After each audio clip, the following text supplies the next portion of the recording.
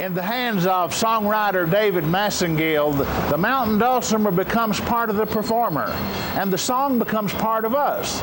The Bristol native has found that his talent is in high demand as he breaks new ground with the traditional sound.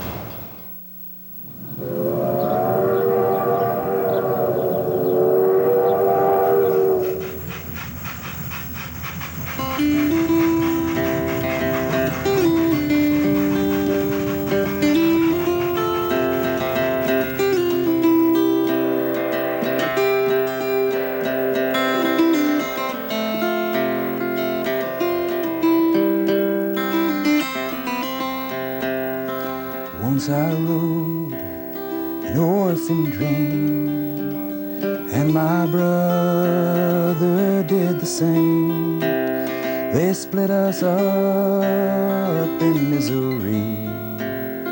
James was 5 and I was 3. His last name was Massengill. He heard me on the radio, and he had been orphaned as a boy and separated from his brother. And he thought that I sounded kind of old because he was a little older, and he thought that I might be his brother he had been separated from. So he wrote me on the long chance, and so eventually it got to me.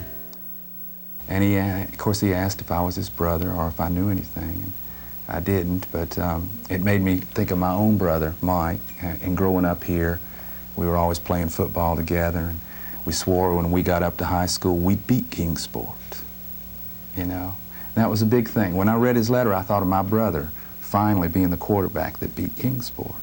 And that was a big thing, you know. That was a vow we made, and we kept. My mom had me have piano lessons starting, and I didn't practice all that much, but I learned how to read music, and I learned the basics. And then when I got to late in grade school, I took up the trumpet. But I was mostly interested in sports. I was thinking I would do this music just on the side and do sports. But my mom had bought this dulcimer here in Bristol she at the Guild store, I believe. And Mrs. Gordon told me this story last year. I didn't even know how this dulcimer came into this family. But my mom thought it'd be a nice thing to have for the children, a dulcimer. So she went in, Mrs. Gordon said, she said, "I want the best dulcimer you have for my children." And Mrs. Gordon said, "Well, we have some good ones, but if you want the best, they say Edsel Martin makes the best. He's over in Asheville. We'll have to special order some." My mom said, "Do so." And he brought them over himself. I talked to him this year. And she picked out this one because she liked the carving. Edsel's dulcimers all have nice carvings on them, and they're in the Smithsonian, too. Always Whittlins are very sought after. And this has a woman singing, and she's got long hair. Sometimes I think she's yelling, but mostly she's singing. And it's a 3-string dulcimer, and it's the best. When he was in his heyday making them, these were considered the best. They're rather long, so they have a real nice sound to them, like a real instrument. A lot of dulcimers sound a little tinny, but this sounds real deep and wonderful sound to it. Has a real nice, you know that song, A Show Can Farewell? I'll play a little bit of that.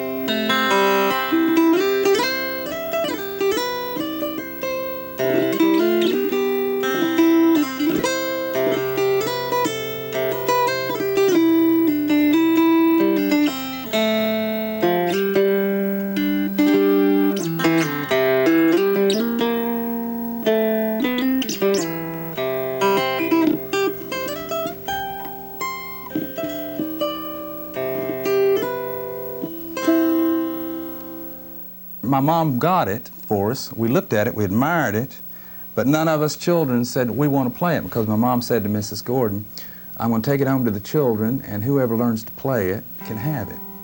And we looked at it, we admired it, and then it went under her bed and it stayed there for years and years. And I went off to college, and I guess I was feeling a little lonely one of those years, and I thought of the dulcimer as something to help me get out of that. And And so I came home, I asked my mom if the Dulcimer was still under the bed. She said, let's go see.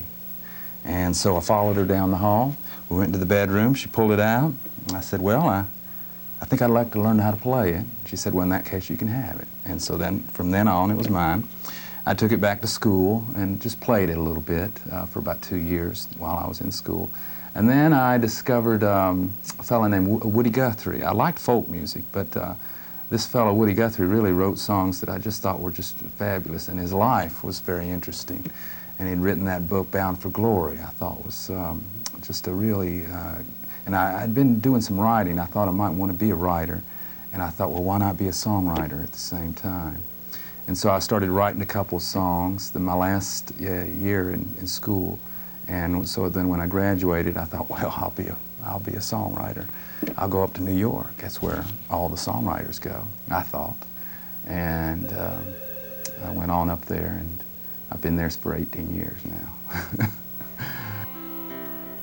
I love to hear other people do the songs, and sometimes I have a particular song in mind for people, and it works out nice. When I first wrote the Fairfax County song, I thought it'd be good, real good for the Roaches, and they picked it up, fortunately.